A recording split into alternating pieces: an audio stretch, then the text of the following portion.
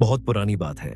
एक घना जंगल था जहां ऊंचे ऊंचे वृक्ष, पक्षियों की मधुर ध्वनि और शांत झरनों की कलकल गूंजती रहती थी। उसी जंगल में एक गुफा के भीतर रहते थे एक ज्ञानी और तपस्वी साधु बाबा। उनका नाम था स्वामी एकानंद। स्वामी एकानंद का जीवन बहुत साधारण था। एक गेरुआ वस्त्र, एक लोटा, एक कमंडल और एक चमत्कारी भिक्षा पात्र ही उनकी सारी संपत्ति थी। वे दिन भर ध्यान करते, योग साधना करते और पशु पक्षियों से प्रेम करते। गांव शहर से लोग उनके पास आते, समस्याएं सुनाते और समाधान पाकर लौट जाते। राजा चंद्रसेन, जो पास के राज्य का राजा था, ऐश्वर्य और वैभव में डूबा हुआ व्यक्ति था। एक दिन वह शिकार के बहाने जंगल में गया। शिकार तो कोई मिला नहीं, लेकिन उसने सुना कि इस जंगल में एक अद्भुत साधु बाबा रहते हैं, जिनकी कृपा से कई रोगी ठीक हो गए हैं और लोग दुखों से मुक्ति पा रहे हैं। राजा ने सोचा, ऐसे साधु को मैं अपने दरबार में ले आऊं तो मेरे राज्य की प्रतिष्ठा और बढ़ जाएगी। राजा घोड़े पर सवार होकर साधु बाबा के पास पहुंचा। उसने देखा कि बाबा एक पेड़ के नीचे ध्यान में लीन है। चारों ओर शांति थी। राजा ने विनम्रता से कहा, बाबा प्रणाम, आप यहाँ ऐसे क्यों रहते हैं?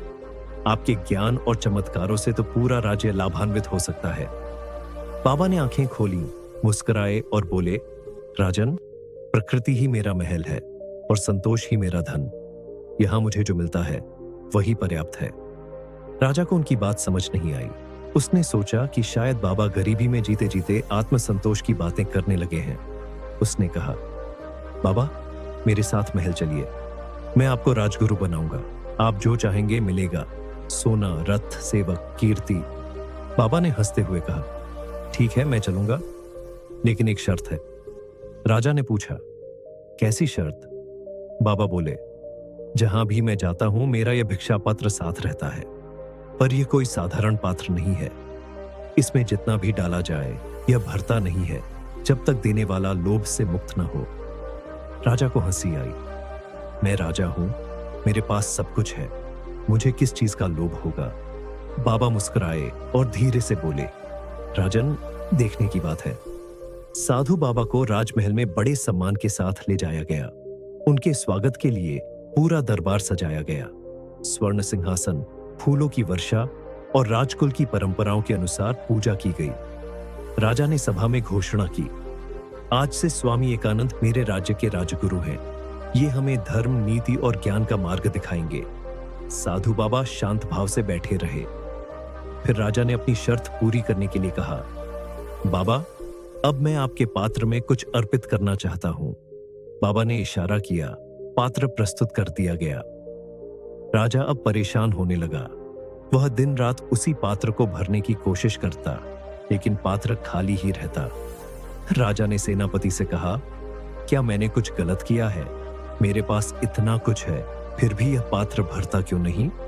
सेनापति ने विनम्रता से कहा, महाराज, शायद यह पात्र धन नहीं, हमारे मन की गहराई दिखा रहा है। राजा ने साधु बाबा से प्रार्थना की, बाबा कृपया मुझे समझाइए, यह पात्र क्यों नहीं भरता? बाबा ने धीरे से उत्तर दिया, राजन, यह पात्र तुम्हारे अंतर्मन का प्रतीक है। जब मन में संतोष नहीं होता, तब चाहे पूरी दुनिया भी मिल जाए, वह मन कभी नहीं भरता। जितना अधिक लोभ करोगे, उतना अधिक खोते जाओगे। राजा की आंखों में आंसू आ गए। उसने सोचा, सचमुच वह कभी खुश नहीं रहा। वह हमेशा कुछ और चाहता रहा, और जब वह मिला तो और ज्यादा चाहने लगा। उस दिन राजा ने एक बड़ा निर्णय लिया।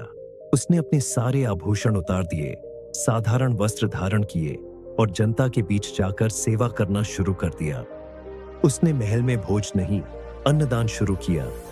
राज्य में न्याय, दया और करुणा का बोलबाला हुआ। साधु बाबा अब भी वहीं रहे, पर अब वे अकेले नहीं थे। राजा भी उनका शिष्य बन चुका था और हजारों लोग उन्हें अपना मार्गदर्शक मानने लगे। इस कहानी से हमें यही सीखने को मिलता है कि सच्चा सुख बाहर की वस्तुओं में नहीं, बल्कि अंदर के संतोष में है। लोभ कभी किसी को संतुष्ट नहीं कर सकता, लेकिन त्याग और संतोष जरूर कर सकते हैं।